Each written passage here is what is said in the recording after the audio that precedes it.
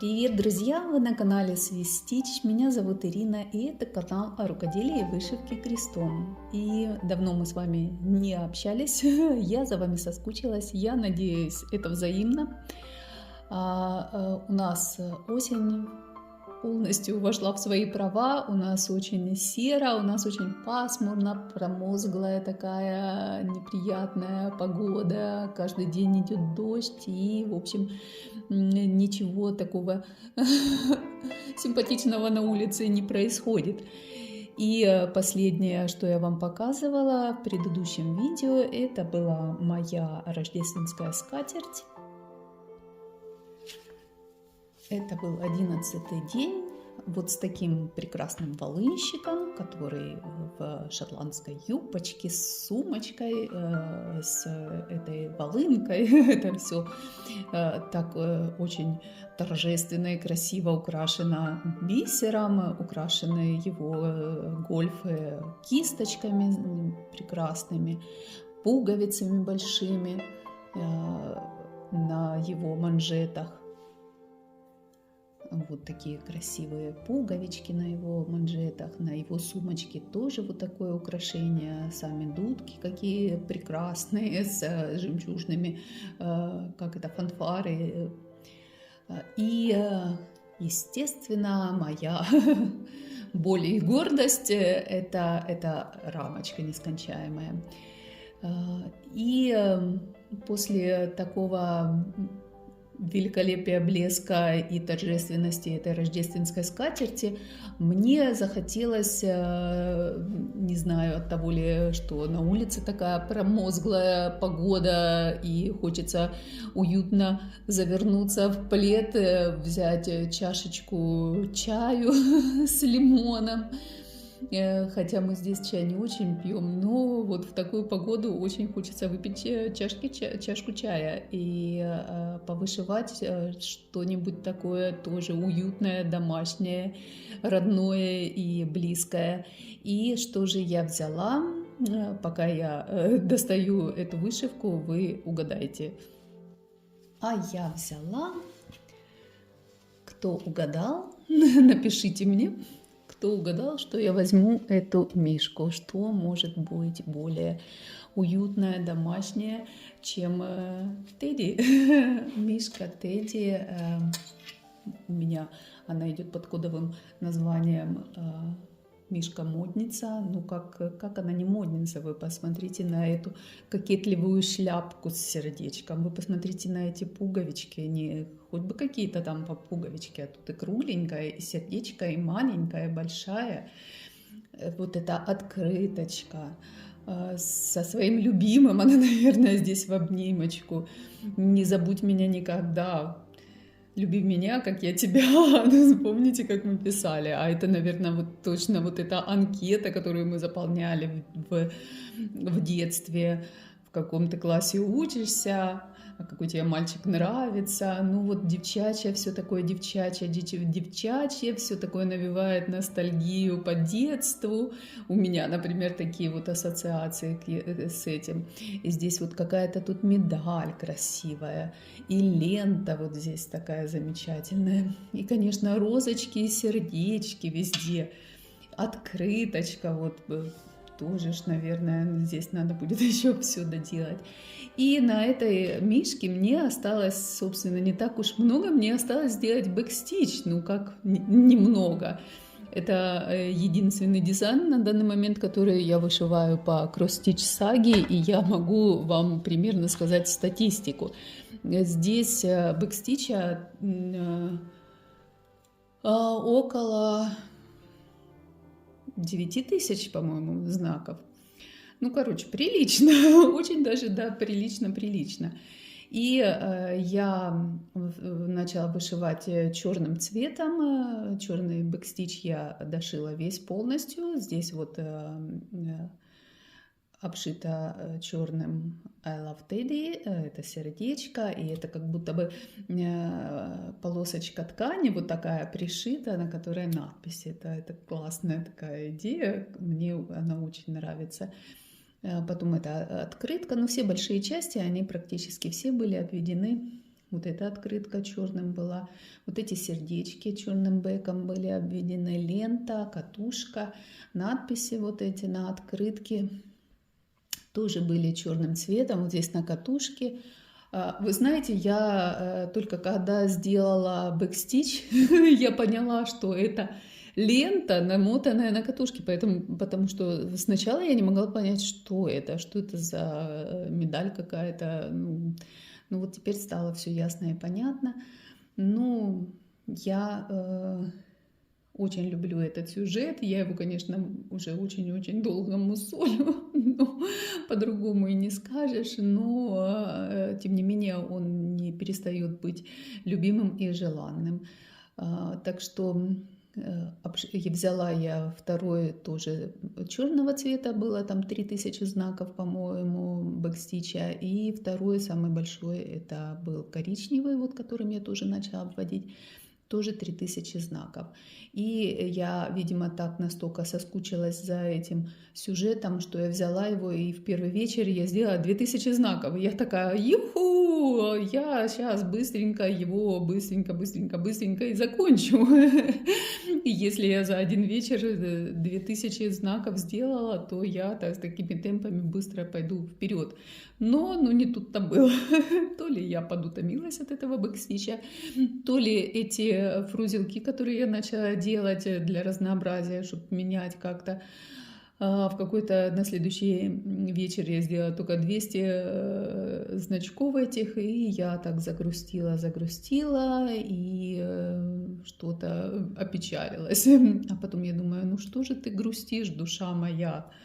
Если у тебя есть столько прекрасных, замечательных сюжетов, которые ты можешь взять и с удовольствием продолжить вышивать. И что же я взяла? А взяла я, та-дам, моих птичек. Моих прекрасных птичек, которые завоевали сердце многих моих зрителей. Ну и это не напрасно, потому что они действительно великолепные, они такие изящные, они такие утонченные, несмотря на всю простоту как бы исполнения этой вышивки.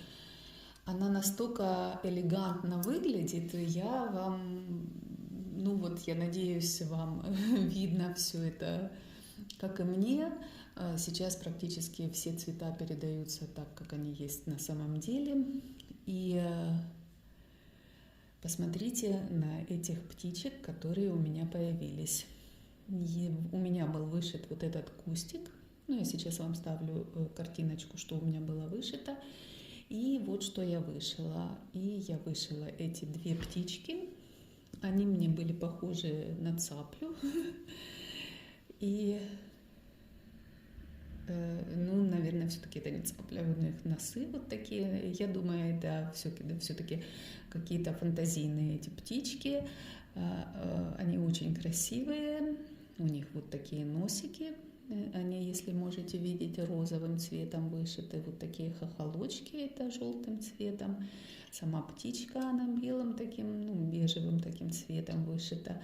И несмотря на то, что цвета все такие приглушенные, все такие едва-едва различимые, они, то ли из-за того, что эта ткань такая яркая, они все-таки здесь выделяются и различаются, их можно, ну, как бы определить, где какой цвет. Мы можем видеть, что это вот, допустим, здесь розовый, это вот здесь желтый. Когда я вышивала, допустим, буквы, они мне, честно говоря, все сливались. Но сейчас я уже вижу эти различия. Вот такой красивый цветок посередине. Ну, прекрасный, великолепный, замечательный, элегантный, изящный сюжет, мне он очень нравится. Я буквально не могла оторваться от этого сюжета. У меня очень быстро вышились эти птички, этот цветок. И вот здесь идет алфавит, и вниз пойдет туда дальше. Сюда вниз пойдет алфавит, продолжение этого алфавита. С этой стороны будет еще пара птиц. На этой стороне здесь будет год. И я, наверное, сейчас пойду вниз. Как я сказала, что это быстро и легко вышивается, то алфавит, к сожалению, не так быстро и легко вышивается, потому что здесь очень частая смена нити. Здесь розовые цветочки, голубые цветочки, зеленые листочки какие-то. Сама буквочка желтая. И хотя ее не очень особо видно разницу, ну, может, при приближении можно различить, что это вся буква, она разными цветами вышита. Но здесь буквально 3-4 крестика надо менять, 3-4 крестика надо менять. И поэтому вот буквы, алфавит будет вышивать посложнее. Ну, я не то, что посложнее, подольше это все будет происходить. И я думаю, что не так быстро, как эти птички. Вот здесь будет год. Год я уже посмотрела. Год вышивается одним цветом. Но год я, наверное, вышью в самый последний момент, когда я буду его дошивать, и что я буду знать точно, в этом году я его закончу или в следующем. Конечно, бы мне хотелось все мои процессы закончить в этом году, но хочется давайте хотеть вместе, как говорится. Вот такой прекрасный сюжет у меня был еще в отшиве на этой неделе. И закончила я этот, и мне захотелось повышивать моего не менее любимого и не менее замечательного французского котика. И вуаля, bonjour, месье, mon amour, je t'aime. Мой французский иссяк на этом деле, показывая вам так, как он есть в процессе. Ниточки торчат со всех сторон, потому что это как бы такой у меня творческий процесс, потому как я здесь добавляю нитки, которые я хочу. Если вы можете заметить, здесь по ключу всего надо 4 цвета ниток. Но я сейчас приближу вас поближе.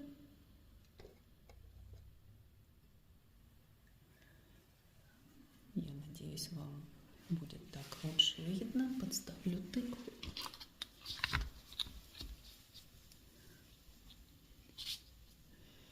Вот так мы будем сейчас рассматривать с вами. Если у меня...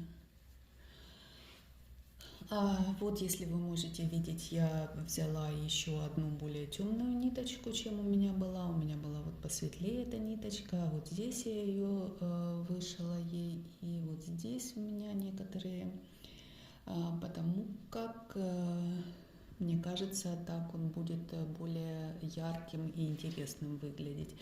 Опять же, я вам ставлю то, что у меня было. Как я уже сказала, здесь полет фантазии, потому что описания этих швов нету, и я делаю их, как мне кажется, правильно, как я считаю это правильным. Вот здесь, допустим, вот эти квадратики, они вышиваются вот как решеточка, знаете, горизонтальные вот такие 3 полосочки, а потом вертикальные 3 полосочки. Я сначала вышила, ну, как обычно, горизонтальные 3 полосочки, сверху вертикальные 3 полосочки. Мне не понравилось, как выглядит. И тогда я сделала, знаете, типа как в корзинке плетут вот такая решеточка. Одну прошиваешь под низом, одну сверху. И меняешь. И вот у меня вот такие получились квадратики. Не знаю, видно ли вам. Вот такая все каша-малаша. Вот здесь... тоже типа косички переплетаются сверху другие. И хотя написано, что надо вышивать в 2 нити, я не все вышиваю в 2 нити. Я кое-где вышиваю в 1 нить. Вот, допустим, вот в этой решеточке я вышивала серым цветом, который в самом низу.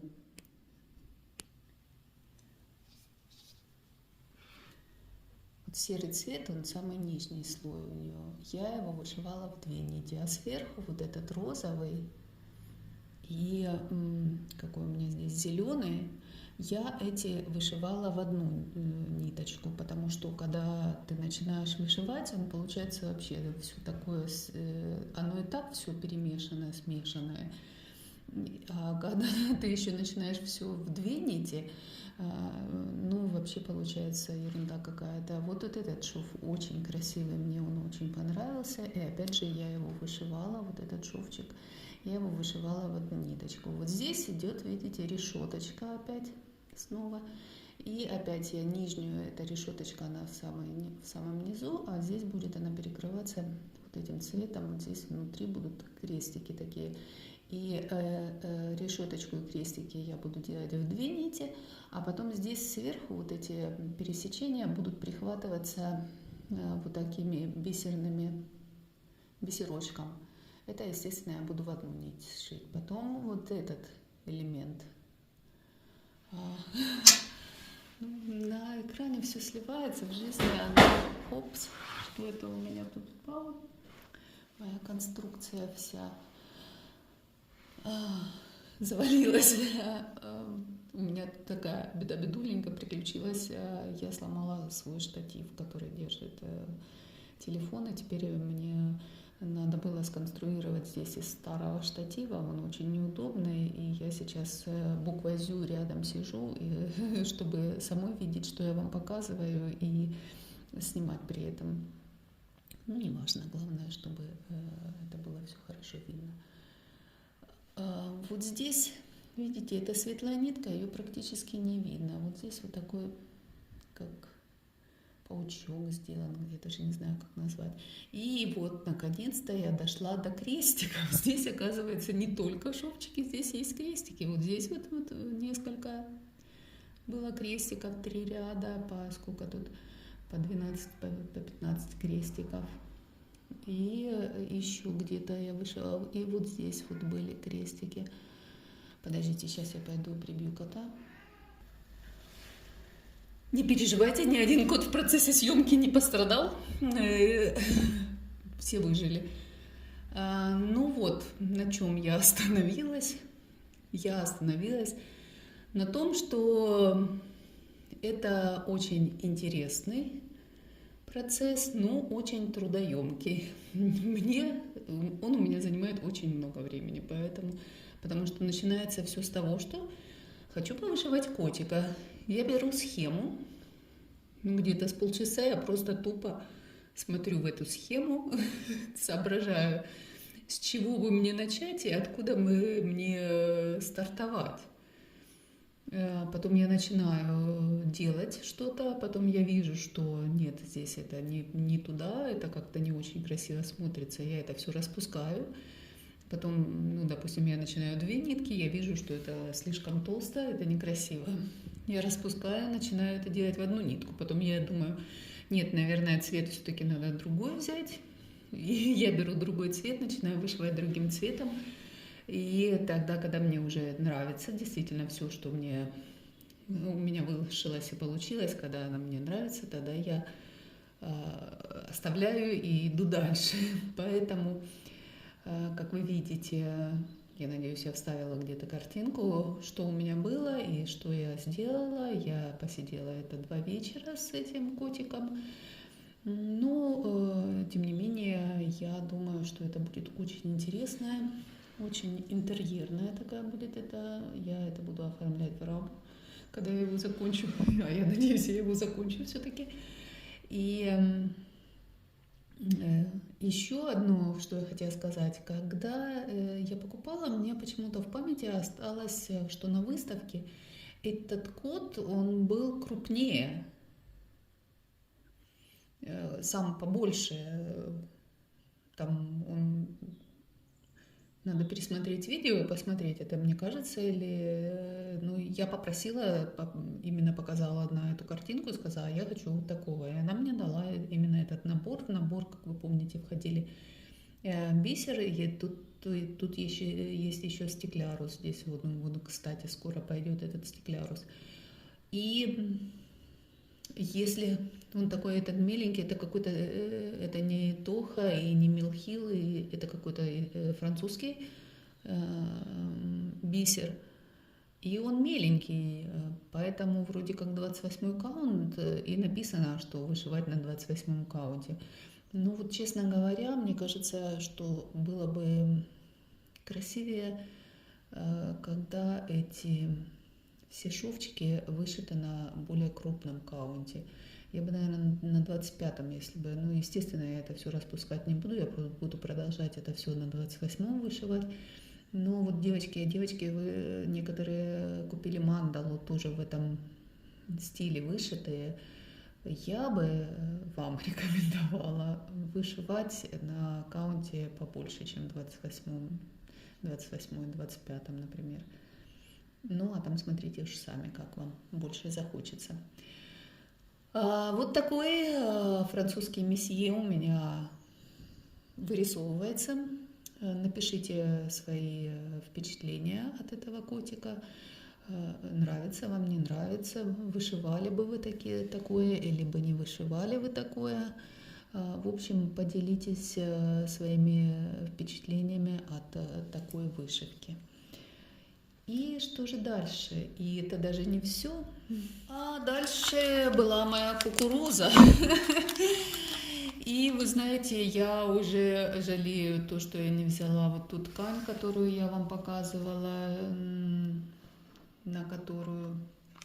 которая чуть-чуть отличается. Она более голубая, а здесь фон более зеленоватый такой, вот этот фон. Этот фон весь зашивается. И, понятное дело, это самое, наверное, нудное, что может быть. Так как я вышиваю как бы в 2 прокола, а на карте, на бумаге в 2 прокола-то не пошьешь, то это очень долго и муторно вот это вот все зашивать. Вот это заняло весь мой вечер вышивальный, так как я вышиваю только по вечерам, ну вот это один вечер был, это была вышивка. Все вот это предыдущее, всю вот эту вот кукурузу, эта крестиковая часть на кукурузе закончилась, здесь осталось только на кукурузе бисер, остался зашить этот фон. Я видела, кто-то из девочек, они взяли ткани, они просто вышили саму кукурузу с ботвой, с листиками, вот эти рамочки, а фон не зашивали. И получилось классно. Надо было и мне так сделать, и была ж мысль, что я, что ж. Начала уже, не бросать же на полпути, буду дошивать так, как начала. И, вот вы видите, здесь хочу теперь немножко пошить, может, бантик, либо эту ботву пошить, чтобы как-то разнообразить, потому что, честно говоря, это немного скучно вот зашивать полностью этот фон. Но зато какой эффект, посмотрите, как классно получается. А здесь вот эти тени, оно как бы выпирает, 3D эффект получается, и за счет этой рамочки, как будто кукуруза, она сверху лежит на этом пьедестале, или как это назвать, на этом фоне. Шикарная. Мне очень давно хотелось эту кукурузу. Я так с таким рвением, и понятно, что я начала с этой самой кукурузы, и понятно, что тут крестиков совсем мало, и осталось сейчас самое такое не очень веселое. Но будем продолжать, и будем ждать результата. Это вышивка на результат. Если предыдущие все вышивки были в удовольствие, как бы на удовольствие, то это вышивка на результат. Вот, друзья мои, такие были у меня текущие процессы, то, что я делала на этой неделе, чем я занималась. Еще у меня было одно приключение, Как то говорят, и на старуху бывает проруха, так вот и со мной. Короче говоря, предыстория. Я не недавно, а уже прилично, где-то 3 недели назад, я заказала на 1, 2, 3 стич, ну, вот эти, знаете, маленькие эти игрушечки там новогодние, которые в Милхиле есть.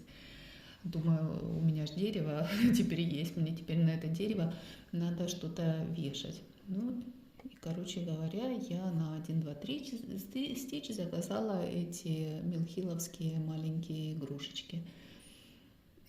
И жду, проходит 3 недели, что-то ни ответа, ни привета. Посмотрела я по треку, а там же, понимаете, по Америке он показывает, где оно находится, а когда из Америки выезжает, все, там уже проследить невозможно. Нет. И тут мне приходит сообщение на телефон. Значит, у вас в вашей посылке неправильно указан адрес. И поэтому вы пройдите по вот этой ссылке и напишите ваш правильный адрес. Я прохожу по этой ссылке, я пишу этот правильный адрес. И мне за то, что типа за беспокойство, так сказать, 95 центов вы должны заплатить. Ну, я же ввожу карту, там предлагают как бы оплатить, там картой предлагают оплатить. Я ввожу номер карты, там все как положено. И мне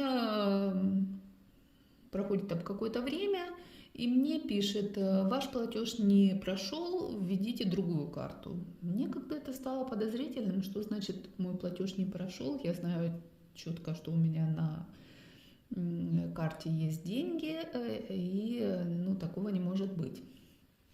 Собираюсь, я еду на почту. Приезжаю на почту, показываю этой женщине, которая там работает. Говорю, вот так и так мне пришло. Она говорит, это не мы по рассылку, мы такое не делаем. И вообще, посмотрите, это номер не швейцарский, а немецкий. 44 там, по-моему, было что-то. Ни в коем случае не проходите по этой ссылке. Я говорю, а я уже прошла.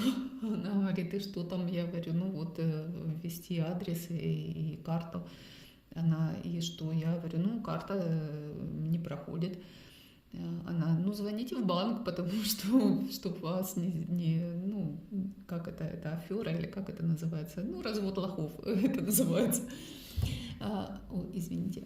Одним словом, я возвращаюсь домой, думаю, сейчас надо позвонить, узнать в банке, чтобы заблокировали или что там такое. Захожу в магазин, думаю, хлебушка там с молочком куплю.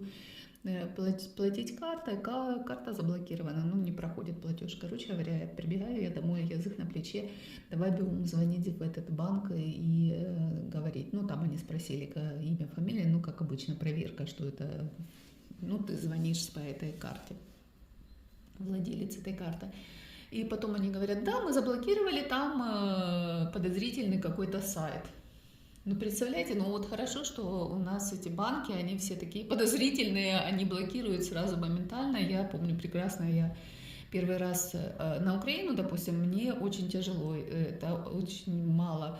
На Украину я могу проплатить, Мильфлер я могу проплатить с моей картой и, наверное, все, потому что всех остальные сайты они блокируют. Если они видят какой-то сайт, незнакомый им, они блокируют. Слава богу, что они заблокировали, потому что это вот именно было именно такая развод. И вот такое со мной случилось. Так что будьте осторожны.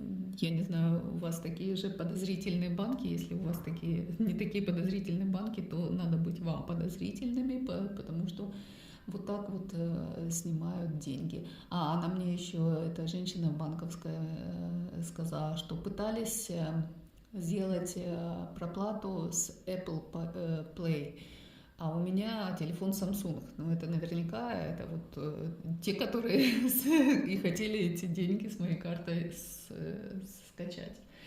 Вот на этой веселой ноте я и закончу свой рассказ, и закончу это свое видео. Если вам понравилось, ставьте лайки, пишите комментарии, какой вам нравится больше из моих текущих процессов, что вы хотели бы увидеть в следующем видео.